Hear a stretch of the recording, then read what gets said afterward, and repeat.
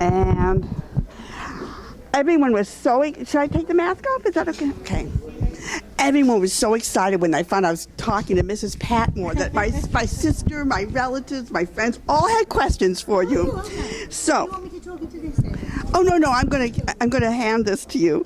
When does Mrs. Patmore get some romance? You're giving everyone advice, but you never get any romance yourself.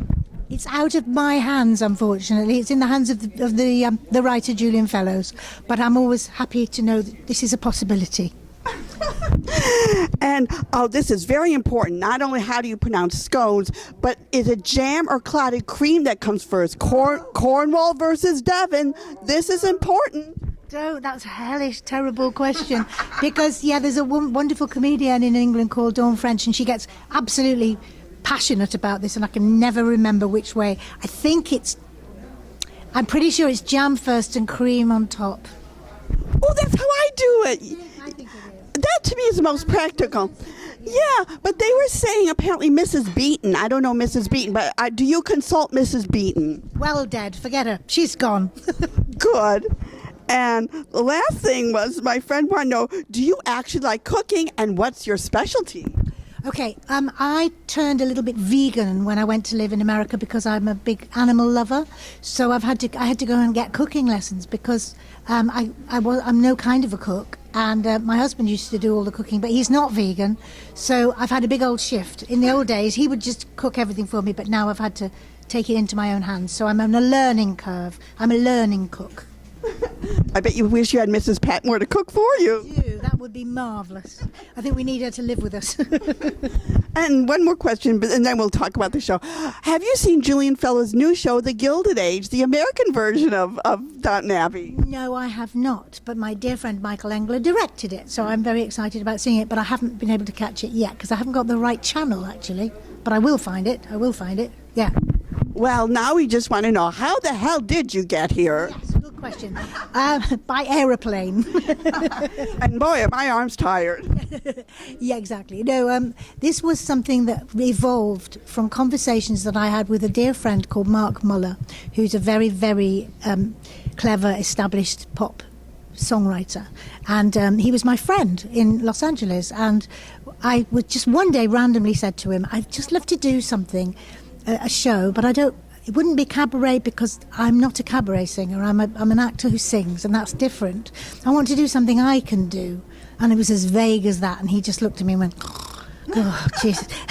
And he said, shall we sit down and talk about it? So we did. And it just evolved. And once we started, we couldn't stop. And I was going to ask him if he might maybe write me one song, because I know he's a very good songwriter. But he writes for big stars, He writes for big fancy recording artists. Well, you're a big star to us here in America, just so you know. Thank you. But I'm not known for I'm not Barbara Streisand. So, well, exactly. But anyway, he ended up writing me 10. I've got 10 brilliant new songs that he wrote specifically for me, and they're fabulous. So all I can tell you is, and he's on the road with me. He plays every single show. That doesn't happen, your big fancy songwriter doesn't come and play the piano for you, but he doesn't want anyone else to do it. So this is something that means the world to us, and we just can't wait to share it with New York, to be honest. And I saw you on Good Day New York, and I love the fact that song about Julie Walters. Every actor has a person that takes away their part. Now, there you go. You have just, in one sentence, explained exactly why that song came about, because what would happen was I would tell Mark stuff, and one day, this is exactly right, you're so spot on, I said, see, trouble is, if you've been around long enough, there's going to be somebody who takes your parts. And he said, who's yours? And I said, Julie Walters. Next day he came in, that damn Julie Walters is stealing all my parts. And because I went up for Molly Weasley in Harry Potter, and she got it. And then I was in Mamma Mia, and I played Rosie. She did the film. It's a fun song. And then in the end I say, well, I got Mrs. Patmore.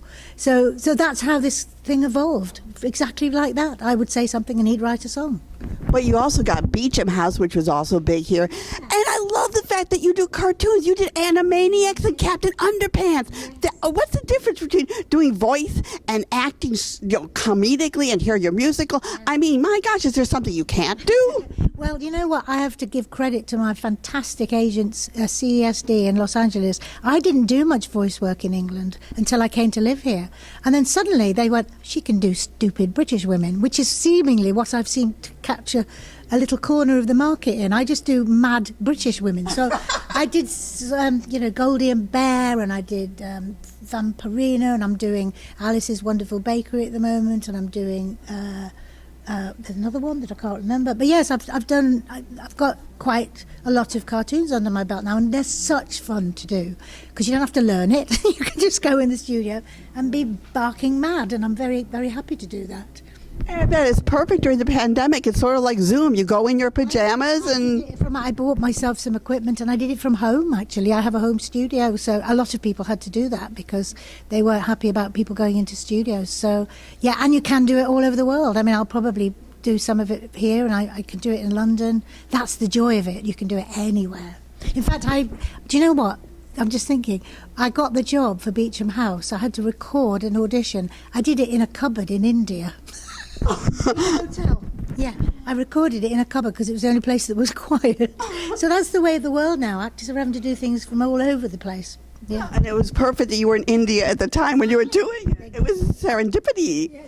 So, also while you're here, I noticed you like boats. You got to go to Governor's Island and do the Circle Line.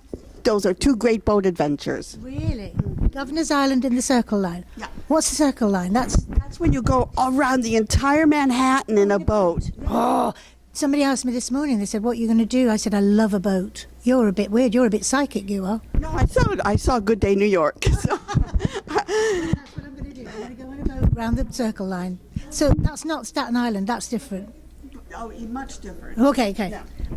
So again, how the hell did you get here? And I noticed all the suitcases. It's sort of like, I feel like Sondheim. Unpack the luggage, la la la. Pack up the luggage, la la la. Well, it's also unpacking my life, and it's unpacking your life. That's one image. And also, I have a lovely friend in England called Anne Reid, who's a wonderful older actress.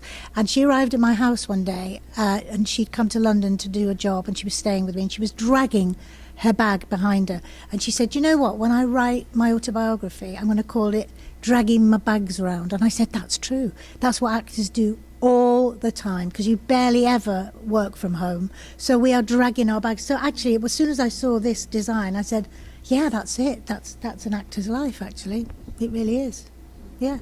You're born in a trunk and you carry a trunk. Exactly. All of that. Yes, exactly. Well, this show sounds wonderful. Is there anything more you want to say? Because, I mean, everyone's asked you the same questions, and you've had to have 100,000 variations. So what's your newest variation to the question about what's the show? I hope what it does is it will distract people, first and foremost, from what is a very, very difficult time in the world, isn't it? And that's what theatre can do. And I hope this is an experience that you, for a minute, can just blank all that out for a second and just have a time where you're entertained, but you also have a chance to have a little think about your own life at the same time, in a good way. Sounds perfect. Thank you. I cannot wait till Saturday night. Yes.